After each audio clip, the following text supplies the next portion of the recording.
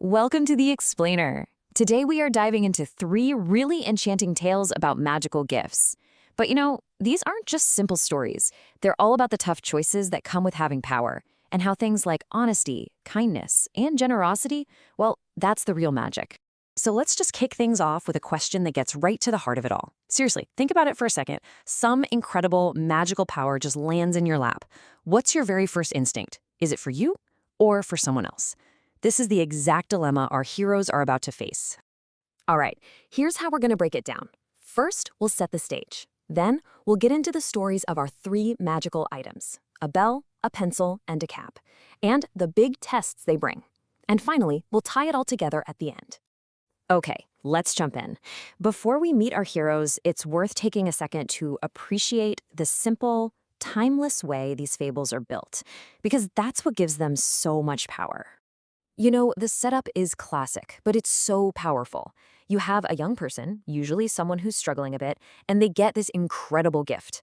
But the gift isn't just a quick fix, it's a test of their generosity, their honesty, and their kindness. So our first story starts with a simple little bell. But believe me, it quickly becomes a huge test of family bonds and a really powerful lesson about what it actually means to share. We start with a boy named Shiv. He works really hard grazing cattle, but he only earns enough for basic food. And his family's wish for something, well, something better. That's where the tension in this story really begins. So after Shiv saves a tree from being cut down, he gets this amazing gift from a tree spirit, a magic bell that can make any food they want appear. But, and this is a big but, it only works once a day. And the problem starts almost right away. His mom and sister are so excited they wish for this huge feast, and they just eat and eat. But in all that excitement, they totally forget about Shiv. He comes home completely exhausted, and all that's left for him is the same old dry flatbread. And this is a really painful moment. Shiv is so hurt and angry that the next day he takes the bell and uses it just for himself. When he gets back, his sister says this to him, and it forces him to look at how his own hurt feelings have made him selfish too. This was it. This was Shiv's moment to choose. He could keep letting that anger eat away at him and just tear their family apart, or he could actually talk about his feelings and choose to forgive instead of getting revenge. And once they all admitted they'd made mistakes, they chose to share. Okay, our next story takes this idea even further. It asks, what happens when a gift that's meant for good gets the wrong kind of attention from powerful people? It really puts your honesty to the test. Meet Kushal. This kid loves to draw, but he's so poor he doesn't even have paper or pencils. Then one day, an old man sees his passion and gives him this incredible gift, something that's going to change his life in a way he could never imagine. So this pencil, anything he draws becomes real. A drawing of a mango becomes a real mango. A drawing of a blanket becomes a real blanket. But there's one very, very important rule. He can only use it to help poor people. Well, it doesn't take long for Kushal's gift to be challenged by greed and power. The king, a guy who already has absolutely everything, hears about this magic pencil and demands that Kushal use it to make him even richer. And this is Kushal's moment of truth. He's facing the king's anger, he's being threatened with prison, but he stands by the pencil's one rule.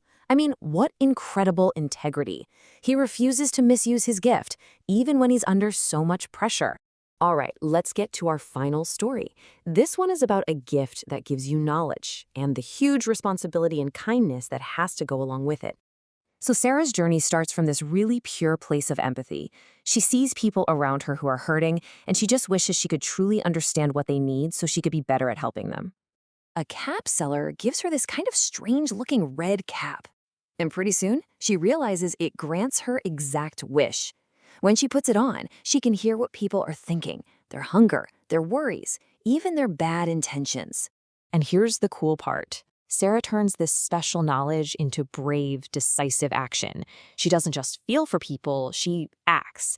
So when she overhears a plan to rob her school, she doesn't just panic. Nope. She gets her friends together, they set a trap, and she ends up protecting her whole community. So when you put it all together, what's the common thread here?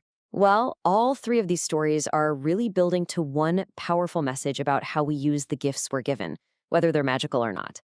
This table lays it all out so clearly. Shiv learns that real sharing means you have to communicate and think about other people. Kushal proves that your integrity is worth more than any amount of money. And Sara shows us that empathy isn't just a feeling, it's about acting with kindness. When it comes right down to it, these magical items, they're just metaphors, right?